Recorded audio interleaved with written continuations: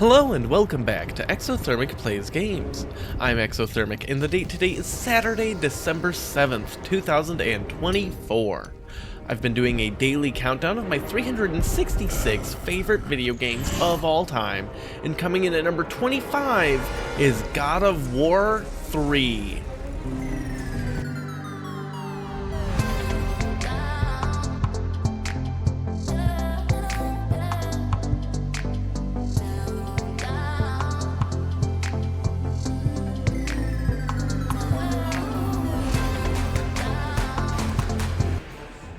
Alright, so I've got just a couple clerical points to make up front here. First of all, there was a lot of extremely graphic violence in this game, and I am not censoring any of it, so be warned about that. The game also isn't shy in any way about graphic nudity, though I'm not including any of that in this video, so no worries there. Just know if you do play it, oh man, it's there. Secondly, this is really a ranking for all three of the original God of War games because that trilogy is one big, uninterrupted story, and for the most part, the mechanics are unchanged throughout.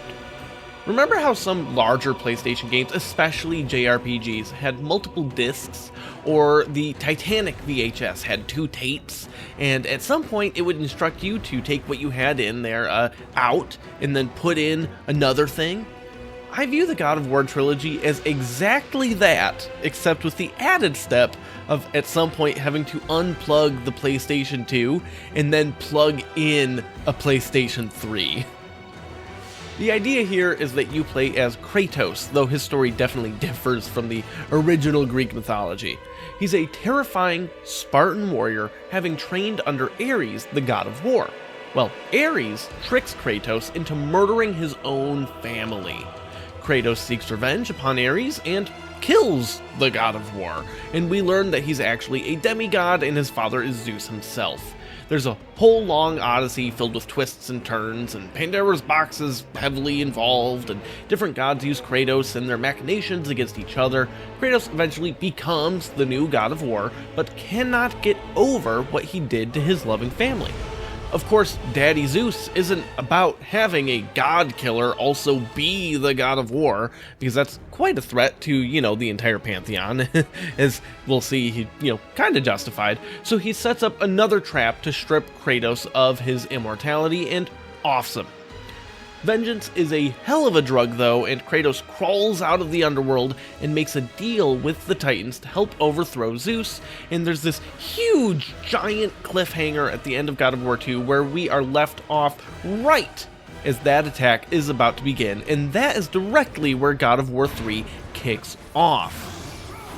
The story for God of War 3 sees Kratos attempting to dismantle the entire pantheon, especially his father, and destroy the influence of gods over mankind once and for all, so that everyone can take control of their own fate.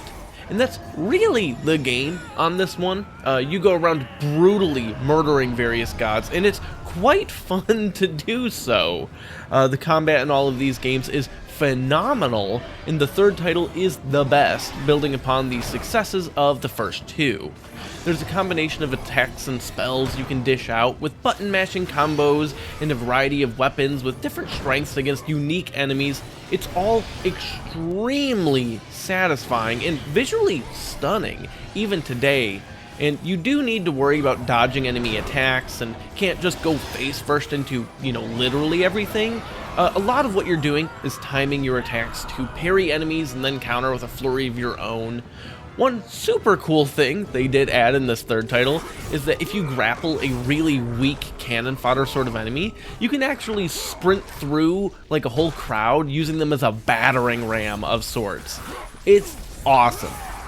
As you kill each god, you'll often gain an ability or power of some sort from them, giving you more tools to work with, navigating through the world, or powering up your combat skills. One of the great things about each game in this whole series is that they generally don't worry too much about rehashing tutorials from previous games. You just have the cool gear and you get to use it. As you're climbing Mount Olympus here at the start of the game with the Titan Gaia, you're having to fight off Poseidon, who is the first god you kill in this game. In addition to the great button mashing you get to, there's also cinematic quick time events, especially in boss fights, but sometimes with other enemies as well, pressing buttons on the controller as they pop up for some of the most brutal scenes in any game I have ever played. These are long, epic fights and stand up to being the capstone to a brilliant trilogy filled with amazing combat. While this game isn't the greatest use of QuickTime events, it's close. That honor still goes to Heavy Rain, which I rank as my 49th favorite game, and they're all very well done here, and some are especially immersive. Like when you're actually killing Poseidon and you gouge his eyes out with your thumbs, pressing in on the joysticks, with your thumbs. And if you look at a PlayStation 3 controller's layout, it's definitely a sensation. Unfortunately for Kratos, Zeus is, not messing around. And when you finally get up to him, he just kinda swats you away, and then Gaia refuses to save you, casting you aside as some pawn in her game. It's all very anticlimactic, actually, but that's okay, because this is all still the very start of the game. You build back up, and with help from the ghost of Athena, who you killed in the last one, now agrees Zeus needs to die, you slog through a ton of gods, and eventually kill off Zeus and foil Athena's secret plot as well, giving the power to the people of the world. The game isn't all crazy cinematic combat though, with huge sections of exploration and light puzzles as you utilize these different items from the gods to navigate through large set pieces through Greek mythology. They're really cool, but unfortunately, you're going to need to take my word for it, because I discovered that both of my PlayStation 3 controllers are broken. One of them, I can't press in on the joysticks, so I had to swap over to the other one for the QuickTime event with Poseidon. Then I discovered that the other one, the left joystick, basically doesn't register when I'm pushing it diagonally, making any of the puzzle sections, impossible. Seeing as this is the highest ranked game I had planned to record with my PlayStation 3, I wasn't buying a new controller just for this video, though I'm sure I'll get around to it eventually.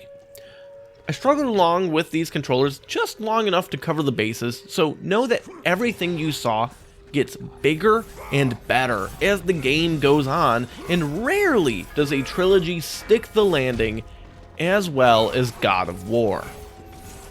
But you can join me tomorrow as I talk about my 24th favorite game where, ironically, a trilogy stuck the landing even better than God of War.